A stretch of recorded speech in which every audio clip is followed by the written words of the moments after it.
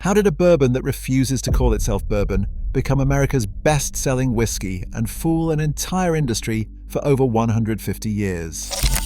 Jack Daniel's sells in 170 countries, generates $3.4 billion annually, and commands premium pricing over actual bourbon brands. It is featured in countless movies, endorsed by rock stars, and sits on bar shelves across America. But consumers do not realize they are paying extra for bourbon with a fancy charcoal filtration step. Jack Daniel's meets every single legal requirement to be straight bourbon whiskey, yet it successfully convinced the world it is something entirely different. It did all this by exploiting one regulatory loophole and by turning basic charcoal filtration into mystical Tennessee mellowing, a process that has been used by distillers for centuries. To understand how they transformed ordinary bourbon into a billion-dollar empire built on marketing smoke and mirrors, we need to go back to where this deception began. The year was 1866. The Civil War had just ended, Reconstruction was beginning, and small distilleries across Tennessee and Kentucky were fighting for survival in an oversaturated market. Jasper Newton Daniel, known as Jack, established his distillery in Lynchburg, Tennessee, using identical bourbon-making processes as hundreds of competitors. There was nothing special about his operation. It was just another small distillery producing corn-based spirits aged in charred oak barrels, exactly like everyone else. Jack Daniel's faced three critical problems that should have doomed the brand to obscurity. First, the bourbon market was completely saturated with identical products. Every distillery was making corn-based whiskey aged in charred oak barrels with nearly indistinguishable taste profiles. Second, Kentucky bourbon already dominated the market with geographic prestige and marketing advantages. Tennessee distillers were viewed as secondary players in the whiskey landscape. Third, commodity pricing was destroying profit margins. When your product is identical to dozens of competitors, you compete solely on price, not premium positioning. But Jack Daniel's would employ a strategy that transformed the spirits industry forever. Instead of competing as just another bourbon distillery, they made three critical decisions that created a billion-dollar empire. First, they rebranded basic filtration as a mystical process. Sugar maple charcoal filtering had been used by distillers for centuries as a basic purification technique, but Jack Daniel's renamed it the Lincoln County process, making it sound proprietary and special. They did not invent or improve this filtration. They simply renamed it. Second, they refused the bourbon label. Despite meeting every legal requirement for straight bourbon whiskey, from grain composition to aging requirements, they insisted their product was fundamentally different and superior. This seemingly counterintuitive move allowed them to create their own category rather than compete in an established one. Third, they engaged in strategic regulatory capture. Jack Daniel's lobbied federal regulators to create Tennessee whiskey as a separate legal category, giving them monopolistic control over an entire classification of spirits. They effectively wrote the rules of their own game. This brings us to our first major marketing lesson. When you cannot win in your category, create your own category.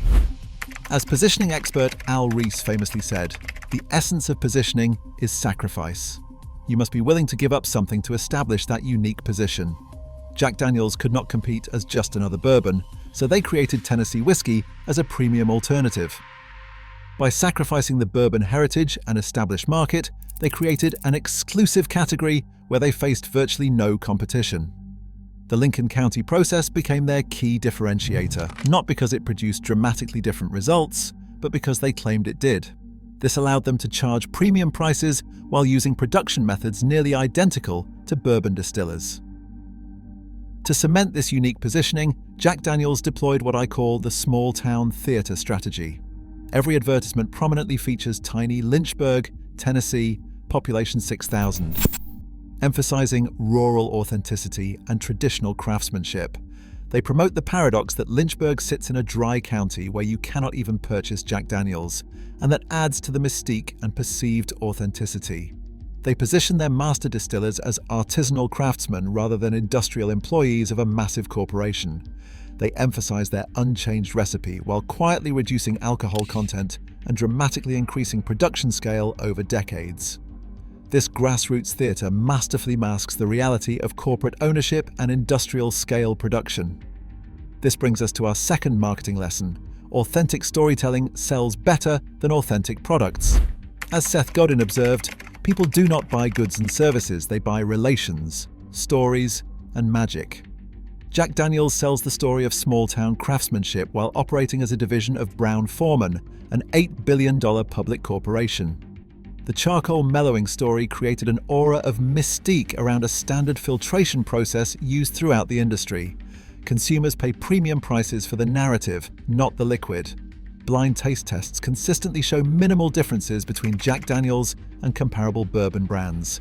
The power of story allows them to charge 15 to 25% more for essentially identical bourbon with an extra filtration step.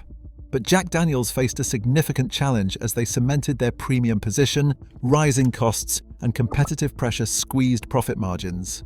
Their solution was a systematic dilution of their flagship product. Over decades, they gradually reduced Old No. 7 from 90 proof to 86 proof, then finally to 80 proof, which is the legal minimum for whiskey.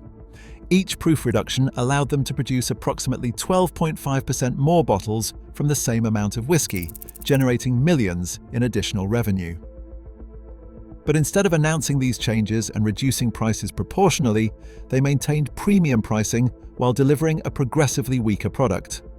What could have been a crisis became an opportunity to increase profits while consumers remained largely unaware of the systematic dilution. This brings us to our third marketing lesson. When no one owns a regulatory space, capture it. As Peter Thiel notes in 0 to 1, the best way to compete is not to compete at all. Jack Daniel's recognized that Tennessee whiskey was not a protected legal category and moved aggressively to claim it. They lobbied federal regulators to codify the Lincoln County process as a requirement for Tennessee whiskey classification. This created a legal monopoly. Only distillers using their specific filtration method could claim the Tennessee whiskey designation. Through regulatory capture, they transformed a common production technique into exclusive intellectual property protected by federal law. The numbers tell a compelling story of marketing triumph over substance. Jack Daniel's started at 90 proof, but now sits at 80 proof, a 12.5% reduction in alcohol content. Each proof reduction generated an estimated $50 to $100 million in additional annual revenue through supply stretching.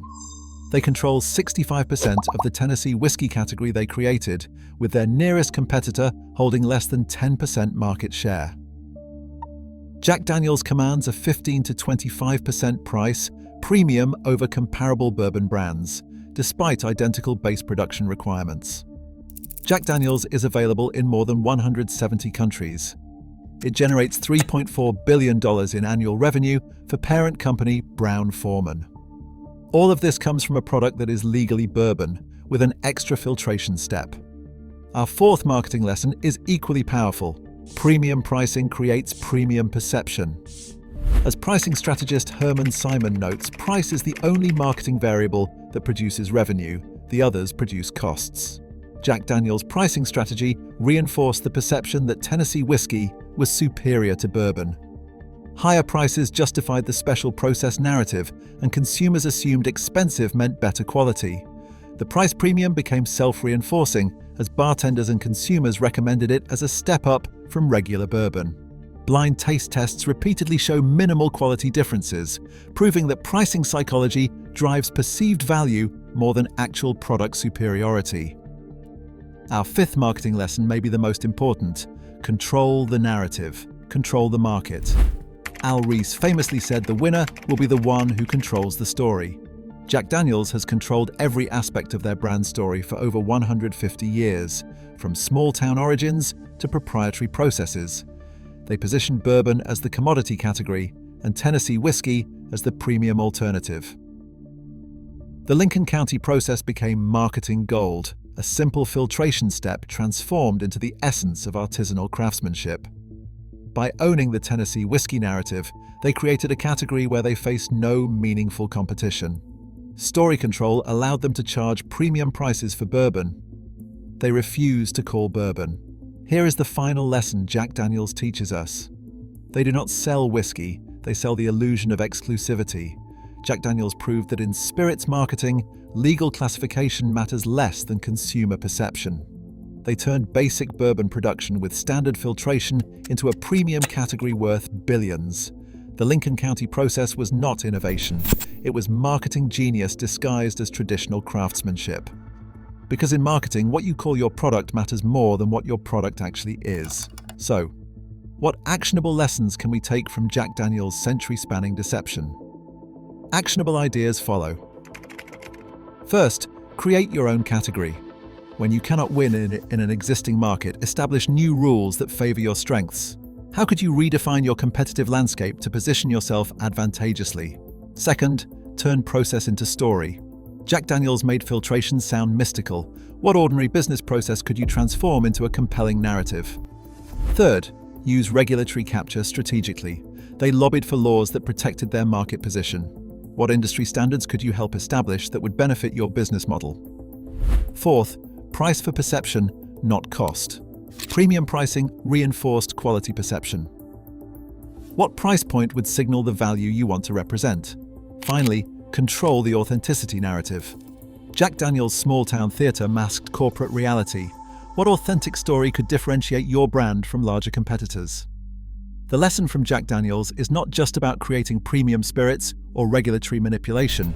It is about fundamentally understanding that markets are created by perception, not just production. They showed that the most powerful brands do not just make better products, they make better categories. One Jack Daniel's master distiller said they did not just make whiskey, they made Tennessee whiskey mean something different. Jack Daniel's built a billion-dollar empire not by making better whiskey, but by convincing the world they were not making bourbon at all. They proved that perception is more powerful than reality, that story matters more than substance, and that the greatest marketing deception might be hiding in plain sight on your bar shelf, commanding premium prices for basic bourbon with a fancy filter.